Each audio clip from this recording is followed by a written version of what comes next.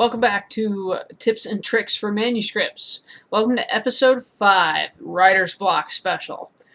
We all have problems as writers, most of which is to keep the words flowing. Even if we're just starting out and it feels like the ideas are all right there and you've just got it all together and ready to go, sometimes the words just don't come. And you sit and you wait, and they still don't come. That's what we call writer's block. It's when you're ready to go, but the engine won't start. When the lights are on, but nobody's home. Often confused with insanity. So hopefully we're gonna take this episode and try and help you find ways to work through it. Because sometimes it is just a matter of putting your material down and letting it sit for a while without you. Sometimes it's a little more complicated than that, and I found a few techniques to help me get through it. Starting off is what I basically just mentioned. Sometimes you just need to put it down and step away from it. Sometimes that gives you new ideas. If you have run out of new ideas, walking away for a few days or a couple weeks gives you a real excellent opportunity for new ideas to form and for the words to get started again. I think in passages when I'm brainstorming, I'll think of what it's going to sound like on paper, and sometimes if I just put it away and just let my mind keep working and let the ideas build up, the words will form and they'll come back to me again. The longest I've ever had writer's block, I think, was a month, and it was awful. But I write on such a regular basis. If I'm not at work, I'm at home working on my writing. So for me, it's borderline obsession. But I don't know about the rest of you, but I'm sure there are some writers out there like me who have to write all the time, or they just can't function. You know, they start having seizures and withdrawals and DTs. You know, it sucks when we have writer's block, because as much as we want to write, nothing's happening.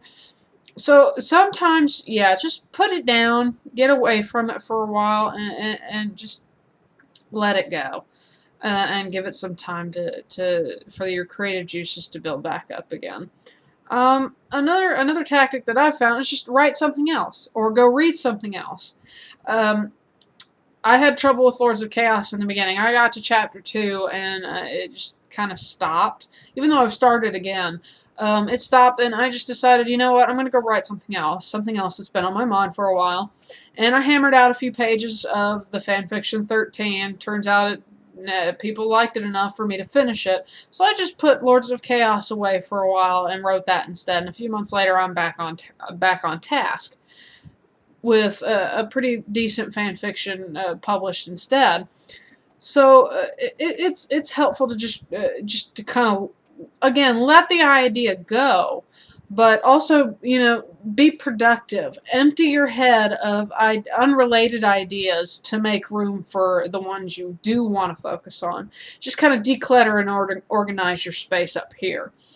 And reading something else. Sometimes it takes reading something completely unrelated to just kind of let you forget about what you're working on for a few hours or a few days, however long it takes you to finish the book. And when you get back to it, sometimes you can pick something out of what you just read and figure out that, hey, excuse me, that might work in what I'm doing. Let's test it out. And sometimes that'll get you started again. So there's a couple techniques. Also, sometimes you just need a quick solution. Your brain's tired. You need to refresh yourself. Here's a few things that you can do to help with that. Is take a shower. Sometimes a hot shower can just empty your head for a few minutes and just kind of refresh you to get you back up to the F on the meter. You know, just a hot shower is so wonderful. I found it to be an excellent tactic to getting rid of the writer's block for me personally, but that's just me. I know you're probably going to do a lot of thinking about what you're doing in the shower, but if you get kind of tuckered out by the writing process, as I do sometimes, you know, writing all day long and hardly accomplishing anything, and, you know, still feel like you have so much to do, but you're just tired, your body's worn out, you just go take a hot shower and then Yay! You're ready to go again. So that might work for you. Or go take a walk. Sometimes just getting your heart rate up, sweating a little bit, getting outside, getting in the fresh air, getting in the sunshine or the breeze, or just being out away from your space sometimes can really clear out the cobwebs and get you working again. Uh, I personally haven't taken a walk to clear my head before. Usually I just walk because I want to walk or I need to go somewhere and I don't have a car. But if some of you, if you like the outdoors, this is definitely a technique for you. Or if you're a really social person, uh, go out with friends or invite some friends over to have dinner with and watch some movies. Or if you are a person that goes out, go to a bar, go see a movie, go have dinner, go to a party, and go do something with your friends to get away from it for a while. It seems like a lot of writer's block comes from overexposure to your material. When you just spend way too much time working and not enough just thinking about it, just letting the ideas, gestate. So sometimes you do just need to get away, and it'll clear it right up. Let's see. Watch a movie. Sometimes Farrell came to me when I was watching a movie. I was by myself at home. I was off, and I needed something to do, and wasn't writing anything at the time. I just finished Blood Tithe a few weeks later, a few weeks prior, and I was like, okay, what am I going to do next? I'll go watch a movie. Maybe something will come to me. And I picked up Unleashed, put it in the player, and bam, there it was. I was like, I got to finish the movie first. So sometimes watching a movie, even if it's completely unrelated to what you're working on, that's really going to help stimulate you, especially if it's one of those high CG movies. They tend to really just spark the creativity in people, especially me.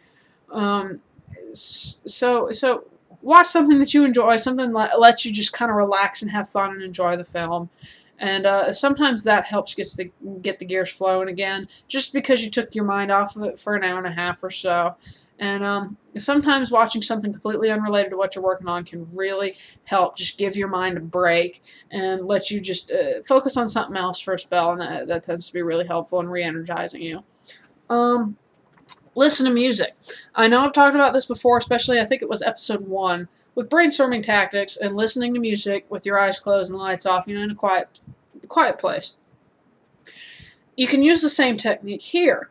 It can help you get through writer's block by just putting an MP3 player on shuffle, turn the lights off, shut your eyes, and just let the music play and see what happens. That can really just kind of help you relax, help your thoughts kind of just drown out for a while, let them kind of sort themselves in the quiet, and you just enjoy the music for what it is. That tends to be my biggest helper is just music, just sitting and listening to music. Really just gets the gears rolling again. Let's see what we got. This looks like it's going to be the really short one.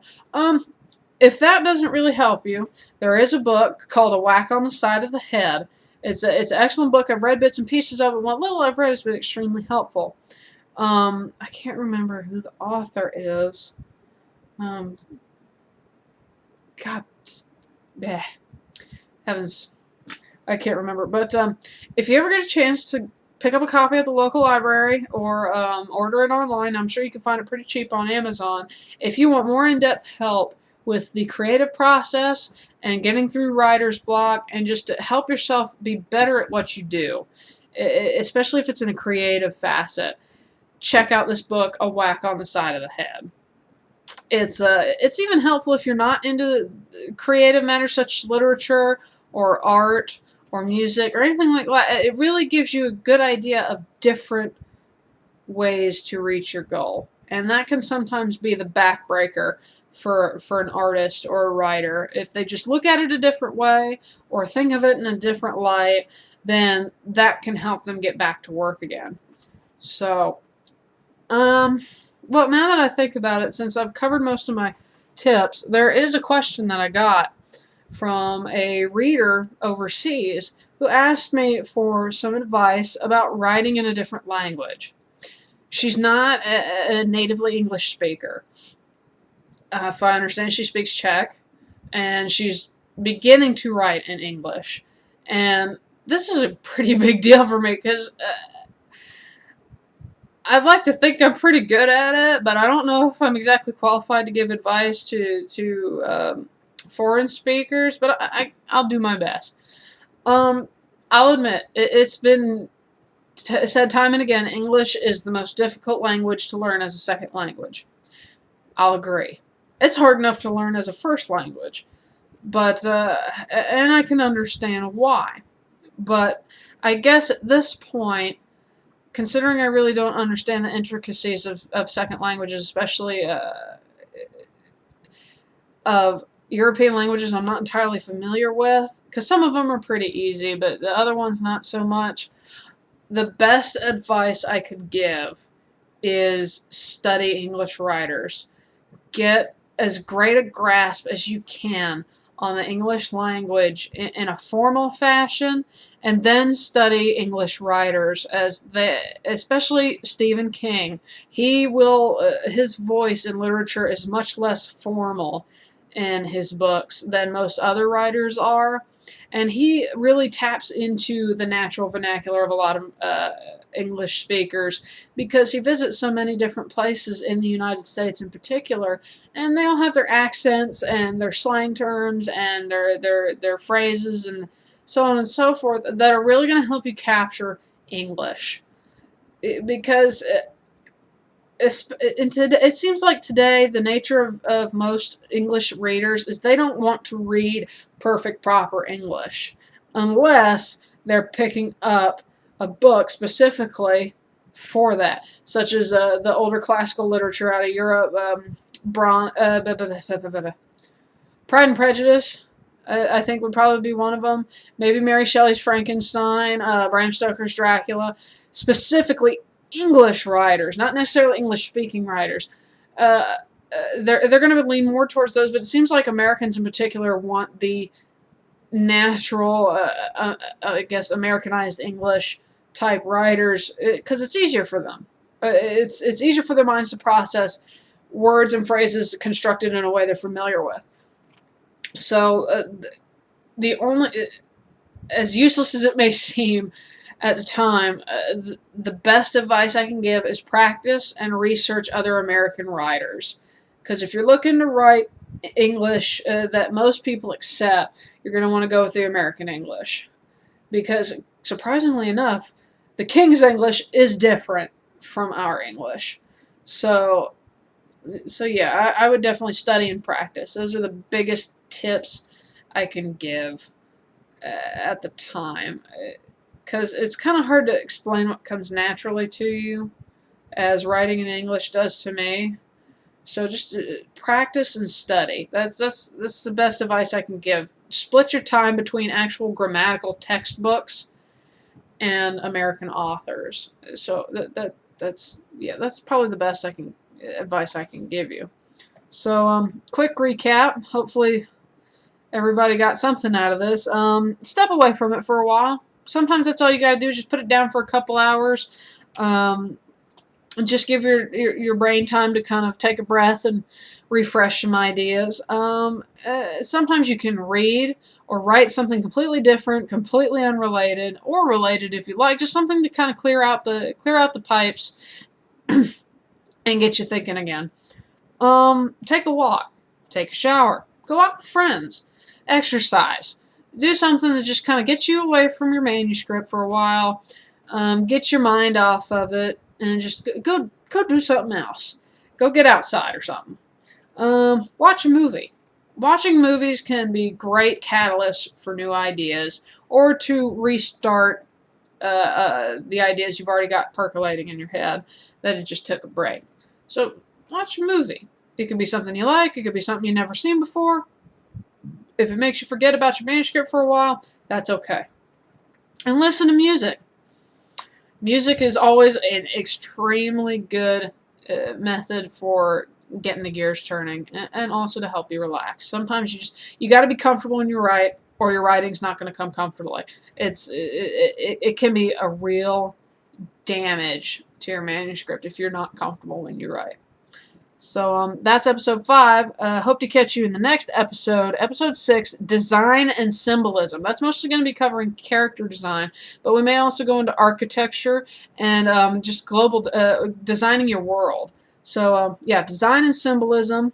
We'll go into that in the next episode. And thank you for tuning in. If there's something you're still curious about as far as this episode or any episode goes, please post in the comments. I'll do my best to get back to you, and if I don't answer in the comments, I will try and answer in the next video. So thanks again for watching. Catch you next time on Tips and Tricks for Manuscripts.